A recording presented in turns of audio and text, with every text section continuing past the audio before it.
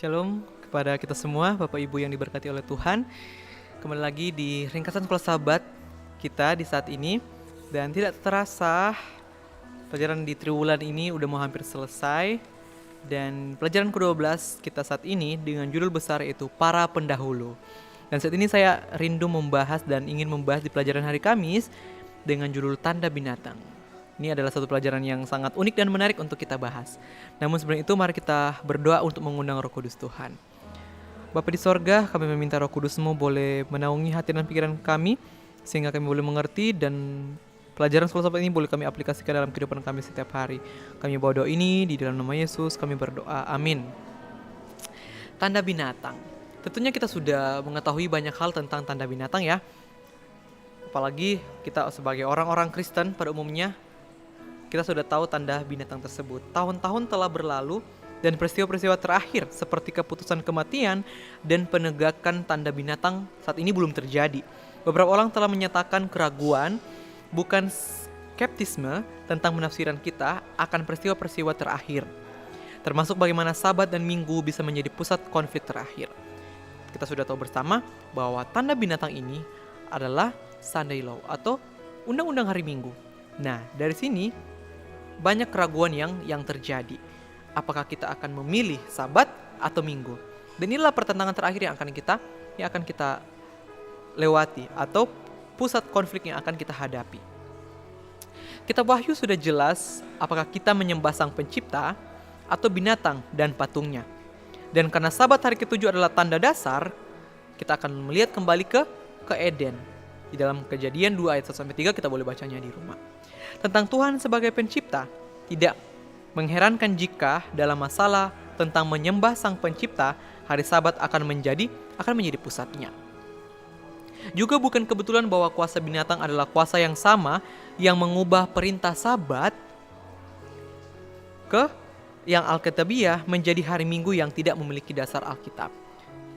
Ini adalah satu pertentangan yang sementara terjadi ketika orang-orang menyatakan bahwa hari Minggu adalah hari Sabat yang tidak berlandaskan Alkitab, sedangkan di hari Sabat adalah hari yang memang Alkitabiah yang ada landasan di dalam Alkitab. Ini adalah satu pertentangan yang sementara terjadi.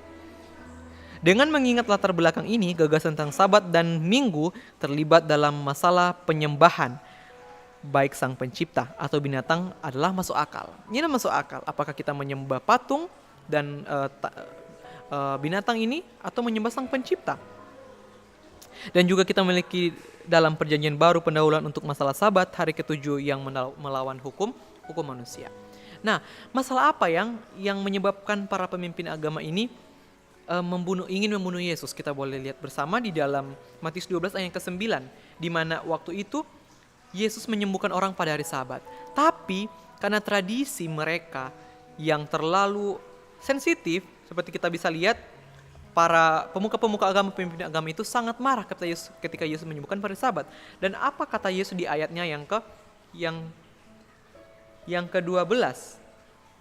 Sebelumnya di ayat yang ke-11. Tetapi Yesus berkata kepada mereka, jika seorang dari antara kamu mempunyai seekor domba dan domba itu terjatuh ke dalam lubang pada hari Sabat, tidaklah ia akan menangkapnya dan mengeluarkannya. Ayat yang ke-12, bukankah manusia jauh lebih berharga daripada domba? Karena itu boleh berbuat baik pada hari Sabat. Karena adanya budaya yang membuat mereka tidak melakukan apapun, seharusnya itu adalah kebaikan, tapi karena budaya yang masuk, akhirnya mereka menganggap itu adalah suatu dosa. Sehingga inilah pertentangan yang sementara terjadi. Setelah Yesus menyembuhkan orang yang lumpuh sebelah tangannya pada hari Sabat, kita bisa boleh lihat dan membacanya dalam Matius 12 ayat 9-13. Bagaimana tanggapan para pemimpin agama? Lalu keluarlah orang Farisi itu dan bersekongkol untuk membunuh dia. Kematian karena Sabat hari ke-7. Dan setelah penyembuhan ajaib lainnya pada hari ke-7, para pemimpin menganiaya Yesus. Kematian karena tradisi manusia tidak ada di dalam Alkitab yang melarang penyembuhan pada hari Sabat. Itu karena hanya apa? Hanya tradisi. Dan sama seperti tidak ada dalam Alkitab yang menempatkan hari Minggu sebagai ganti hari Sabat. Dan saat ini sementara terjadi yaitu hari Sabat versus hari Minggu. Dan meskipun masalah spesifik di sini dengan Yesus tidak sama dengan peristiwa-peristiwa terakhir, itu cukup dekat. Hukuman manusia melawan hukum Tuhan.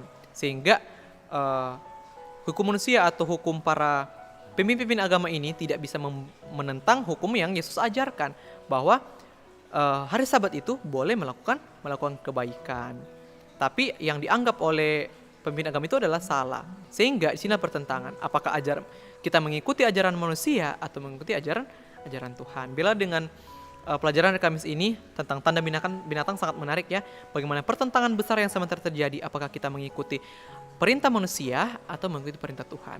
Mengikuti ajaran manusia atau menyembah tanda binatang atau hari Minggu, Sunday Law, hukum hari Minggu, atau mengikuti apa yang Tuhan perintahkan, menyembah dan menguluskan hari Sabat. Mari dalam kehidupan kita tetap selalu setia, mengingat bahwa Tuhan meluluskan hari Sabat. Maka dari itu kita juga selalu setia meluluskan hari Sabat, karena akan ada saatnya di mana penganiayaan itu datang ketika orang-orang meluluskan hari Sabat. Tuhan memberkati kita semua. Shalom.